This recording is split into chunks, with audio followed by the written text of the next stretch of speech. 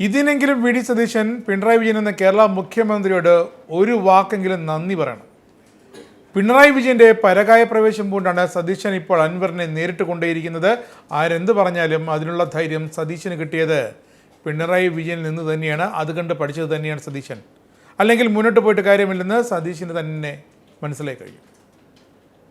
അടിച്ചിരുത്തി കളഞ്ഞു Satheesan camp PV അൻവറിനെയും ഗ്യാങ്ങിനെയും. Satheesan വഴങ്ങുകയില്ല എന്ന് വ്യക്തമായപ്പോഴാണ് അൻവർ കോൺഗ്രസ് നേതാക്കളോട് തൻ്റെ വീട്ടിൽ വന്ന് ചർച്ച നടത്താൻ ആവശ്യപ്പെട്ടത്. പക്ഷേ അത് അഭ്യർത്ഥിക്കുകയായിരുന്നെന്ന് മറ്റൊരു വശമുണ്ട്.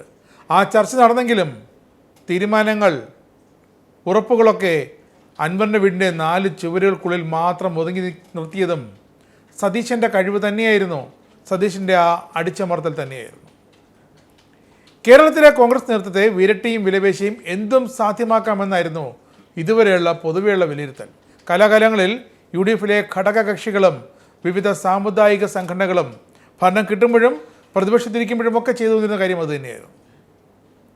മുന്നണിയിലേക്ക് വരാൻ വെമ്പി നിൽക്കുന്ന അൻവറിനെ അടിച്ചൊതുക്കി മുന്നണി ഘടകകക്ഷികൾ കൂടി വ്യക്തമായൊരു സന്ദേശം നൽകിയിരിക്കുകയാണ് ഇപ്പോൾ പ്രതിപക്ഷ നേതാവായ VD സതീശൻ. കളിയൊന്നും ഇങ്ങോട്ട് വേണ്ട, തൻ്റെ പ്ലാൻ 63യുമായി താൻ മുന്നോട്ട് തന്നെ പോകുമെന്ന്.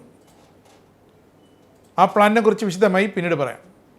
ഇത് തന്നെയാണ് നിലമ്പൂരിലെ സ്ഥാനാർത്ഥി നിർണ്ണയത്തിലും കണ്ടത്. PV അൻവറിൻ്റെ ഭീഷണിയെ ഒന്ന് മൈൻഡ് പോലും ചെയ്യാതെ പാർട്ടിയുടെ നിലപാട് സതീശൻ കൃത്യമായി തന്നെ നടപ്പാക്കി. ഒരു കാര്യം ഓർക്കേണ്ടത്, അതിനുവേണ്ടി K സുധാകരൻ എന്ന KPCC അധ്യക്ഷനെ ആ കസേരയിൽ നിന്നും മാറ്റി നിർത്തുക അതുവരെ ചെയ്യേണ്ടി വന്നു VD സതീശന്. താൻ പറയുന്നത് കേട്ടെങ്കിൽ തൻ്റെ സ്ഥാനാർത്ഥിയെ നിലമ്പൂരിൽ നിർത്തിയില്ലെങ്കിൽ സ്വതന്ത്രനായി അവിടെ മത്സരിച്ച് കളയുമെന്ന അൻവറിൻ്റെ ഭീഷണി കോൺഗ്രസ് നേതാക്കൾ ശ്രദ്ധിച്ചതുപോലുമില്ല. VD സതീശനോ KPCCയുടെ പുതിയ പ്രസിഡന്റ് സണ്ണി ജോസഫോ അൻവറിനെ ഒന്ന് കാണാൻ പോലും കൂട്ടാക്കിയില്ല. വെറും പ്രാദേശിക തലത്തിലുള്ള കോൺഗ്രസ് നേതാക്കളാണ് അൻവറിൻ്റെ കരച്ചിൽ കണ്ടിട്ട് എന്തെങ്കിലും തരത്തിലുള്ള കൂടിക്കാഴ്ചകൾ നടത്തിയത്. എന്തുകൊണ്ടാണ് VD സതീശൻ അൻവറിനെ തുടക്കത്തിലെ തന്നെ അടിച്ചിരുത്തിയത്? ഈ PV അൻവറിനെ എടുക്കാച്ചിറക്കാക്കി UDF മുന്നിൽ നിന്നും അടിച്ചു കളയുകയല്ല, വിരട്ടി ഒപ്പം നിർത്തുകയായിരുന്നു. വിരട്ടി മെരുക്കി ഒപ്പം കൂട്ടുകയായിരുന്നു VD സതീശൻ്റെ ആ തന്ത്രം. അത് പക്ഷേ അൻവറിന് മനസ്സിലായില്ല. വെറുതെ ഒന്നുമല്ല അൻവർ നിലമ്പൂരിൽ കോൺഗ്രസ് സ്ഥാനാർത്ഥിയെ മത്സരിക്കാൻ വിട്ടുകൊടുത്തിട്ട് UDFിലേക്ക് കയറുന്നത്. ചില പ്രത്യേക ലക്ഷ്യങ്ങളുണ്ട് PV അൻവറിന്. കോൺഗ്രസ് സ്ഥാനാർത്ഥിയെ നിലമ്പൂരിലെ ഈ ഉപതെരഞ്ഞെടുപ്പിൽ ജയിപ്പിച്ച് നൽകാം. ആ സീറ്റ് അങ്ങനെ കോൺഗ്രസിന് സ്ഥിരമായി നൽകാം. എന്നാൽ അടുത്ത വരുന്ന നിയമസഭാ തെരഞ്ഞെടുപ്പിൽ വിജയിക്കുന്ന ഒരു സീറ്റ്, ഒരു ഷുവർ സീറ്റ്, അതുകൂടാതെ മറ്റ് 2 സീറ്റുകൾ അത് താൻ വിജയിപ്പിച്ചെടുത്തോളാം. ഇതായിരുന്നു അൻവറിൻ്റെ VD സതീശനോടുള്ള ആവശ്യം, അവകാശവാദം, ഭീഷണി, വിരട്ടൽ. ഇത് സ്വന്തം അക്കൗണ്ടുകളിൽ നിന്നും പോകാതെ കോൺഗ്രസിൻ്റെ തലയിൽ കൊണ്ടുവയ്ക്കാനാണ് മധ്യസ്ഥത വഹിക്കാൻ ചാടിയെത്തി ഊരാക്കുടുക്കിലായ PK കുഞ്ഞാലിക്കുട്ടിയുടെ മുസ്ലിം ലീഗ് ചെയ്തത്. അങ്ങനെ ചെയ്ത് ലീഗ് ഈ നാടക വേദിയിൽ നിന്നും രക്ഷപ്പെടുകയായിരുന്നു. ഇത് മനസ്സിലാക്കി തന്നെയാണ് കോൺഗ്രസ് ഇപ്പോഴും ഒരു കടുംപിടുത്തം പിടിച്ചു നിന്നത്. VD സതീശൻ്റെ പ്ലാൻ 63 എന്നത് ആരുടെയും സമ്മർദ്ദത്തിന് വഴങ്ങാതെ മുന്നോട്ട് പോകുക എന്നത് തന്നെയാണ്. 63 സീറ്റുകളിൽ കോൺഗ്രസ് വിജയിക്കണം എങ്കിൽ ഘടകകക്ഷികളുടെ ഒരു വിരട്ടലിനും തലകുനിച്ച് കൊടുക്കേണ്ട. അതല്ലാതെ അതിൻ്റെ ആവശ്യമില്ലാതെ തന്നെ മുന്നോട്ട് പോകാം, അടുത്ത തവണ കേരളത്തിൻ്റെ ഭരണം പിടിച്ചെടുക്കാം എന്ന നയത്തിലാണ് കോൺഗ്രസ്. ഇതിനിടയിലാണ് അൻവർ സ്ഥാനാർത്ഥിയെ മനസ്സിൽ കണ്ടിരുന്ന VS ജോയ്ക്ക് പകരം ആര്യടൻ ഷൗക്കത്ത് മത്സരിക്കട്ടെ എന്ന് കോൺഗ്രസ് ഹൈക്കമാൻഡ് വഴി തീരുമാനം വന്നത്. അതോടെ അൻവറിൻ്റെ സമ്മർദ്ദമെല്ലാം കാറ്റുപോയ ബലൂൺ പോലെയായി.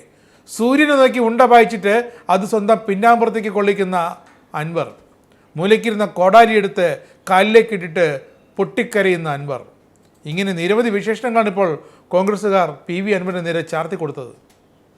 എന്നിട്ടും സതീശൻ്റെ അരിശം തീരുന്നില്ല കേട്ടോ. PV അൻവറിനെതിരെ കർശനമായ തുടർ നിലപാടുകളാണ് കോൺഗ്രസിലേക്ക് വരുന്നത്. ഇതിന് പിന്നിൽ VD സതീശൻ തന്നെയാണെന്നത് വ്യക്തമായ കാര്യമാണ്. CPM എന്നും ഉപേക്ഷിച്ച് പുറത്തിറങ്ങിയ അൻവറിനെ എത്രയും വേഗം UDFിൽ എടുക്കാതിരുന്നതും സതീശൻ്റെ ആ കടുത്ത നിലപാട്, ആ രാഷ്ട്രീയ തന്ത്രം ഒന്നുകൊണ്ട് തന്നെയാണ്.